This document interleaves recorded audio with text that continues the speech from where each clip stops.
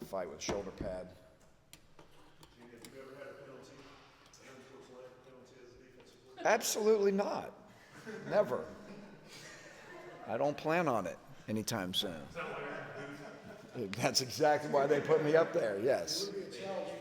Yes, if I got one up there, it would be pretty egregious. At the third quarter you guys played the other night, just what did you do differently in the third quarter defensively, maybe from what you had seen in the first half to stop that? Really, a lot of times adjustments in the second half are twofold. Sometimes you have to change some things. Sometimes you have to go in and you have to just really kind of settle down into what you're seeing and adjust how you're playing things a little bit better. Saturday night was more of the second one, where we had to go. At that point, we'd kind of seen what they were trying to do, how they were trying to attack us. So we didn't really change any calls. It was more of identifying what they were doing that was hurting us. So our kids are, as I've said before, our kids are very smart when it comes to understanding what's happening and how to fix it. So it was more of us just saying, hey, look, here's what they're doing. This is how we have to make sure that we're adjusting to it.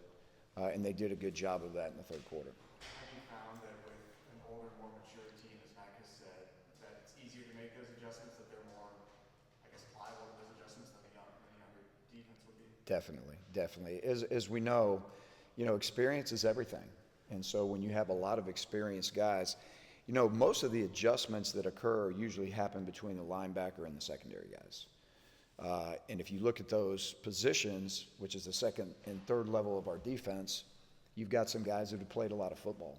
And I've said repeatedly that, just being the second year in the system with so many different things that offenses can do to you, they're at a much more comfortable spot. So they really understand those things, and they do a good job of adjusting. Speaking of the linebackers in the secondary, through 6 games this year, you guys have 9 interceptions. Last year, the whole season, you guys had 9 picks. Obviously, the addition of Jason Jones over the offseason. But what do you feel like is different in this year's back end maybe from last season?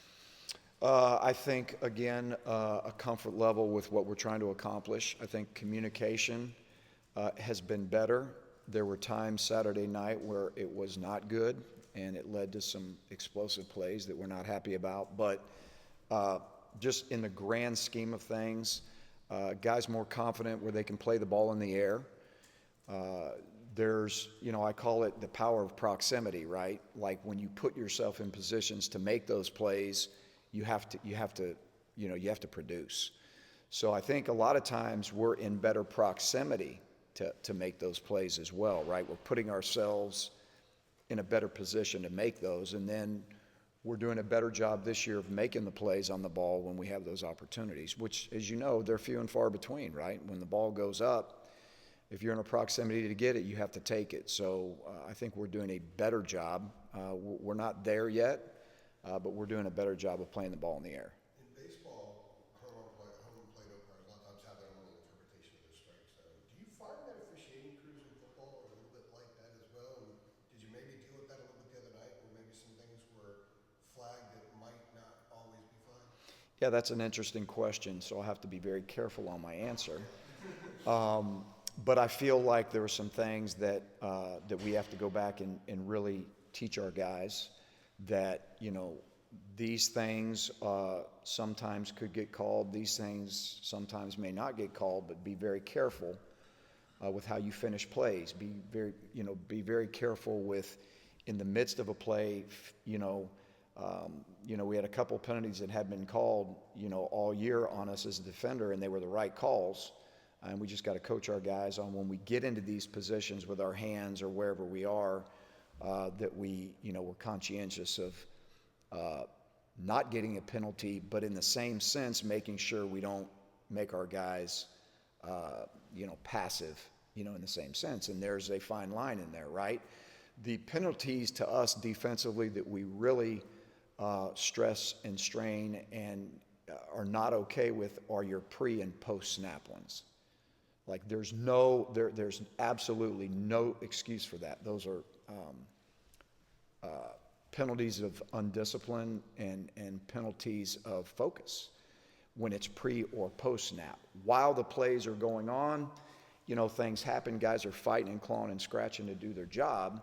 And so we understand that at times, but still, we have to be very conscientious of coaching our guys that when we get into these positions, we have to try to figure out how to not get that penalty. Like hitters have to adjust a little bit. Do you ever have to adjust because of the way maybe some early calls go, or do you just play the game the way the game's played and you're going to call it the way they call it? No, we play it the way we're not going to adjust. We're not going to be thinking about that, ever.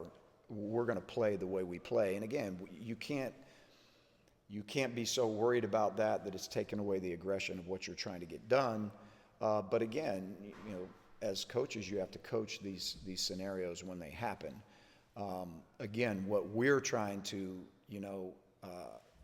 really, stop is the pre and post snap, which we had some pre-snap penalties the other night that were very disappointing.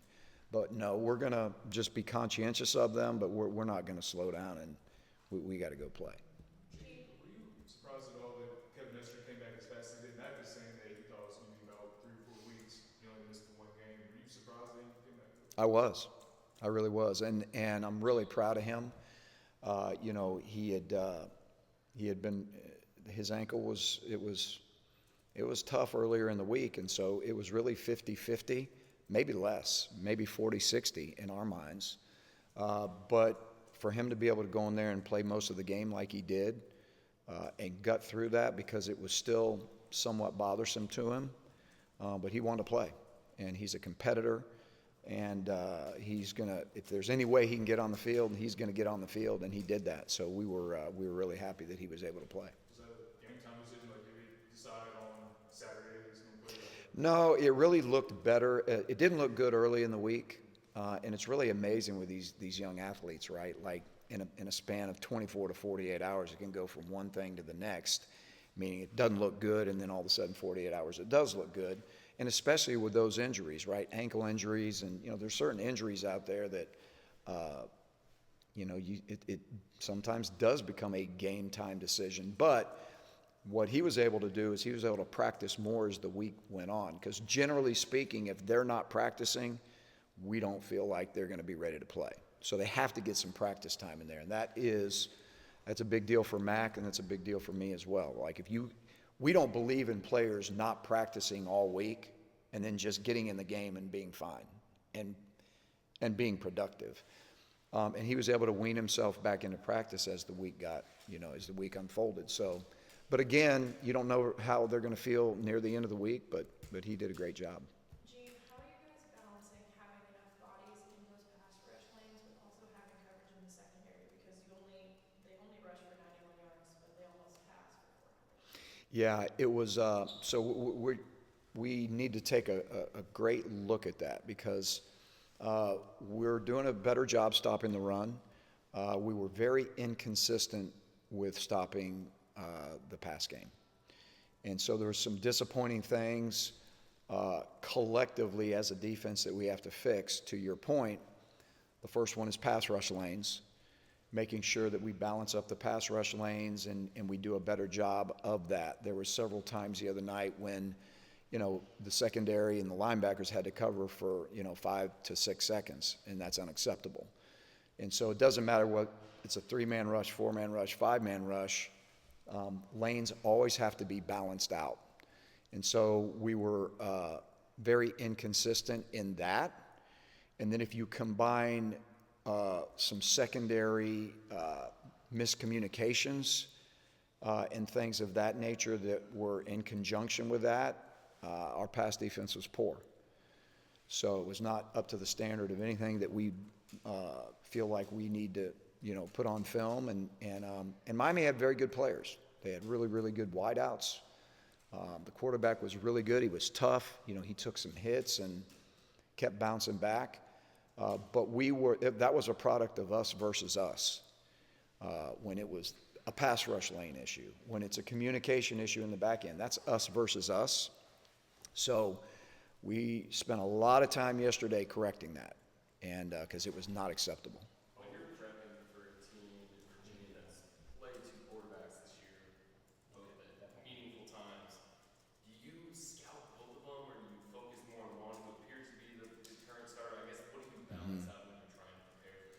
Well, it's interesting because these guys have played almost equal, right? The other one got hurt, and then the other one played 3 games, I think, and then the other one came back. So we will definitely focus on both of them because quarterbacks have different strengths and weaknesses. What they have done with either one of them in the game, though, is continue to run the same offense. It's changed very little for what each quarterback does, but each quarterback has different skill sets. So we study both of those. You mentioned the communication issues. It hadn't seemed like it's been a thing all year, but it showed up against Miami. What have you seen on film or talking to your guys that sort of created those issues? Was it just the fact that Miami's got good players, or is there something they were doing to create those for you guys? No, there was nothing they were doing that should have created those issues. Those issues, again, that was an us problem, and starting with me. So we've addressed it. Very fixable. When the moments get really big, you have to deliver, and there was a lot of big moments the other night we didn't deliver in. We should have played a much cleaner football game. And so we pointed that out yesterday. Everybody's on board, and nobody was exempt. It wasn't a DB linebacker problem. It wasn't a D-line linebacker problem. It was a collectively an 11 people doing my 1/11th problem. And so what we pointed out yesterday was that 10 guys can be great. That's all good. But if your 1/11th is off, then it costs us yards and points and first downs and all those other things, field position. So we were very inconsistent for the first time in a few weeks in a huge game, and that's unacceptable. So we will work to get that straight this week and just try to improve. Max said that the fumble you guys forced early that Seth ended up recovering the end zone, he said Bo Atkinson got a hand on it. The way we saw it, it looked like Jahvari Ritzy's right leg.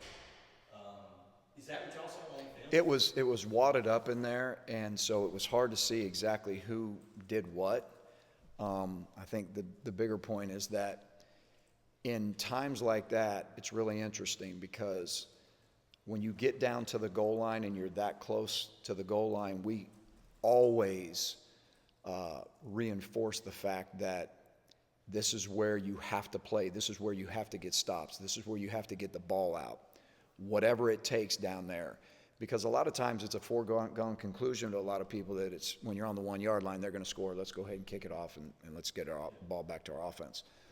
So it was a combination of guys digging in there. Bo was definitely in there. Ritzy was definitely part of the deal as well. I guess, again, the bigger point is just the fact that we did get it out, and it was a red zone stop, right? So that was huge. What did you feel about Ritzy's maybe activity level or energy? I mean, he made some plays. I know they got him on the hands to the face, I think, was one of the penalties. It was.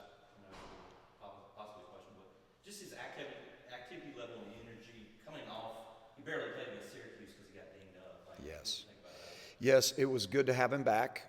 Again, it's been interesting because we've been dinged up a little bit here and there at different positions.